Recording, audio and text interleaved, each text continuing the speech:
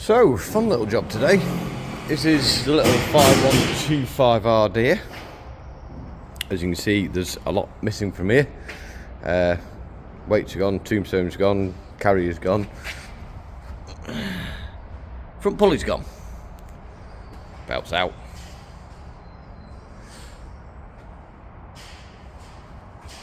Because we have one of these to fit.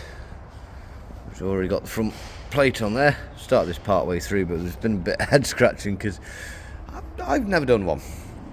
So, old pulley, new pulley, complete with the drive donut, drive shaft, PTO gearbox. And then over here, because there's not a lot of use having a front PTO if you haven't got a front linkage. That's what we're going to attempt.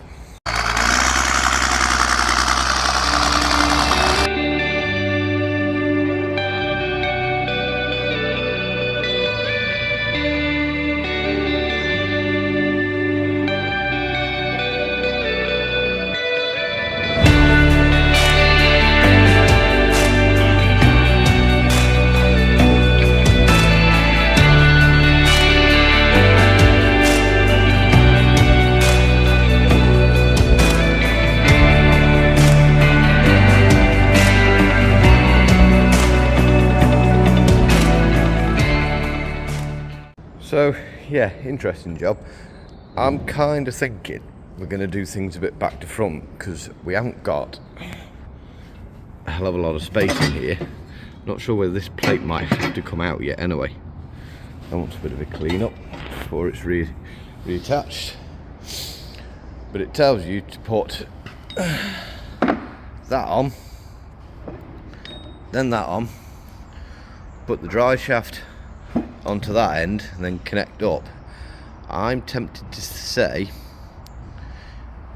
we want to put all that on, bolt that in,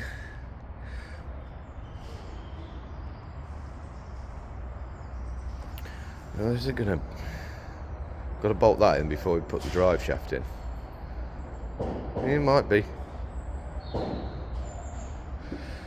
Is that turned? And yeah, that will all turn it.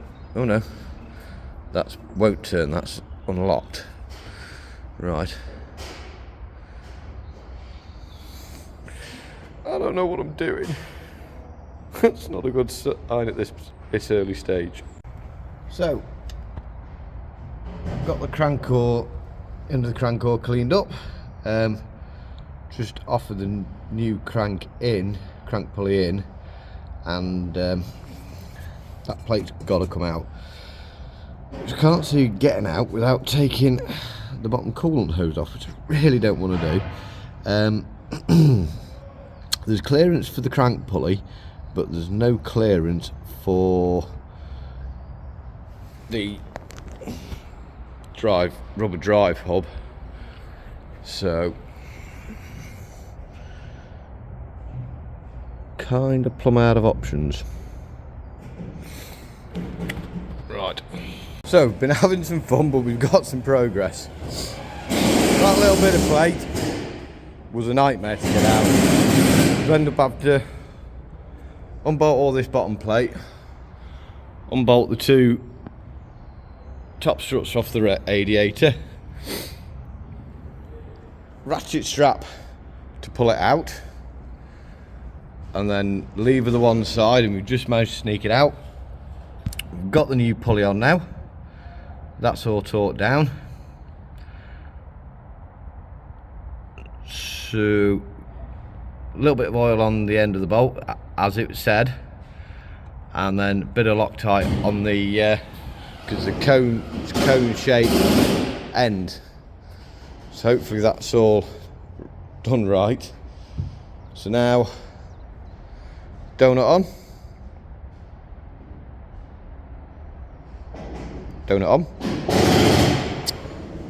then the drive shaft.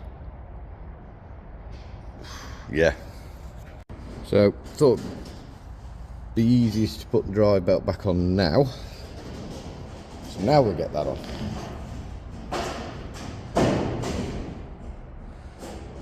Oh, this could be where the fun begins. Right. So, drive shafts on. They're tightened up. Mounting plates on. That's torqued up. The donut drive hub, whatever you call it. That's a really annoying noise. That's all on. All torqued up. Onto the brand new pulley that's torqued up. And the belt's on. So I suppose next job, that's got to go in there. So we've got all the drive up and all the shaft connected. We've got that sort of on, but because the instructions, although are quite good, aren't quite for the right model, they failed to tell us that, because I'd seen this plate and been confused what it was all about. Turns out it's because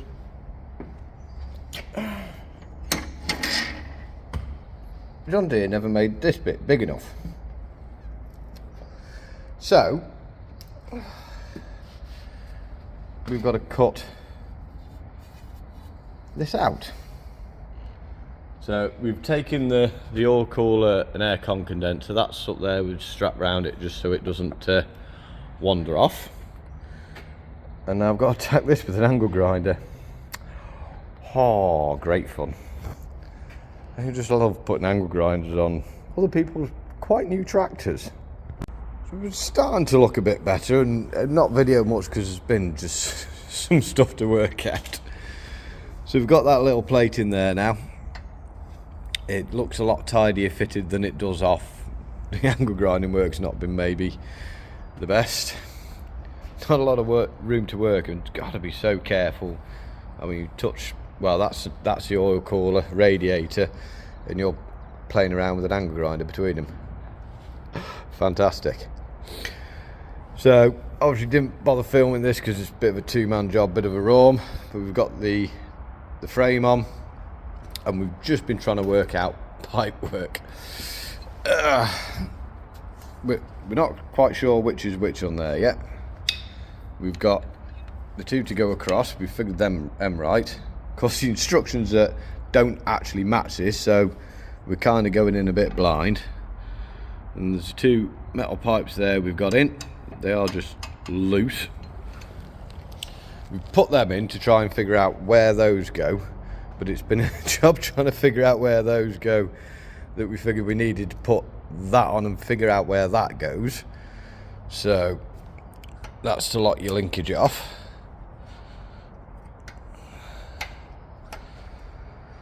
So we figured that where those go. We figured where those go. We just need to figure where those go. We figured about, because there's a spacer, of course the instructions doesn't tell you, but we figured out the spacers need to go in here. So we've still got to bolt all this lot down, put all this lot back on. There's metal pipes that run down the chassis, figure out where exactly they're supposed to go. Why do I give myself these headaches? But yeah, we've still got the PTO to wire up. Reason we're doing this, PTO is not quite so important, but having this edge cutter on the back, she's very nose light. So because we've taken the weights off, she essentially can't go out hedge cutting. So PTO had to go on first. So now we're trying to get the front linkage on and hopefully get that something like working. Then when I finish today, because I won't be back for a while, the tractor should be usable. I'm going for my dinner. My brain's fried. So we're getting somewhere. I keep saying this. The lower part of the linkage is on. All the pipe work is in tightened down. Not so sure about. how it sits, but I might need to just do some cable tying, or we'll come to that. So it's all tightening down here. I've also just tweaked that pipe just to get it off that bolt. That one's alright. They're close. That one just giving it a little tweak just so it's not touching. Those pipes are in. They're not tightened down yet because we don't know how they need to sit. I'm working for, he started bolting this back down, so then we can drop all that back in and get that in. We can then drop the radiator, the bonnet, and just see how everything's sitting, make sure we're not creating a problem. So I think I'm just going to pin the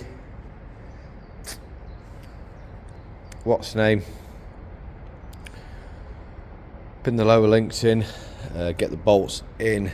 Now we're happy that they're in the right place and got the right bushings in. We're on about possibly putting the pipes on here just while we've got the room.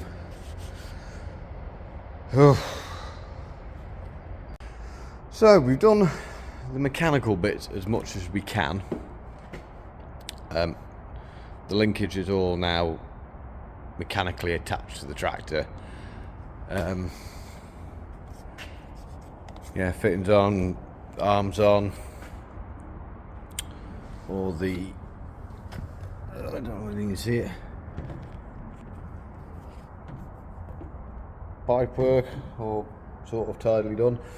So which way round did I have that? That way. We've got the strap around it, obviously, because we've not got it piped back any further than this. We end up taking the metal pipes off because they interfered with this guard here. So not quite sure what's going on with that. We might run rubber pipes back because the kit has come, where is it, with all this lot to pipe it straight into the back of the tractor. So it's piped into, continually piped into the back of the spools.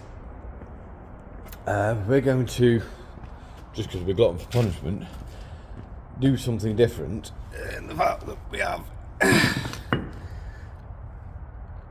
a valve block, a joystick and cables, and we're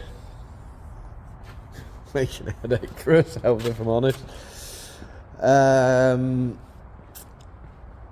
On top of that, I pulled all the cabin interior apart. You know it's serious when that thing's out. So we've been looking for where to wire this in. This is, hang on, the wiring loom for the front PTO. Actually only requires a power and an earth. So we've done some digging around in wires and we found like a couple of different plugs, but nothing's just kind of working like I was hoping. So I'll deplug that out the back. Just going to plumb it straight into that, I think. You've got two spare connectors there. Shouldn't be a big power draw, so hopefully that'll work. Can't see any reason why it won't. I'm sure there's somebody that's probably shouting now as to why I shouldn't. The other issue I've got is because obviously this has got a fuse in it, relay and a fuse. It's only a 7.5 amp fuse, which kind of makes me think that it won't be a big draw on this. But if the fuse blows, it's got to kind of be somewhere accessible.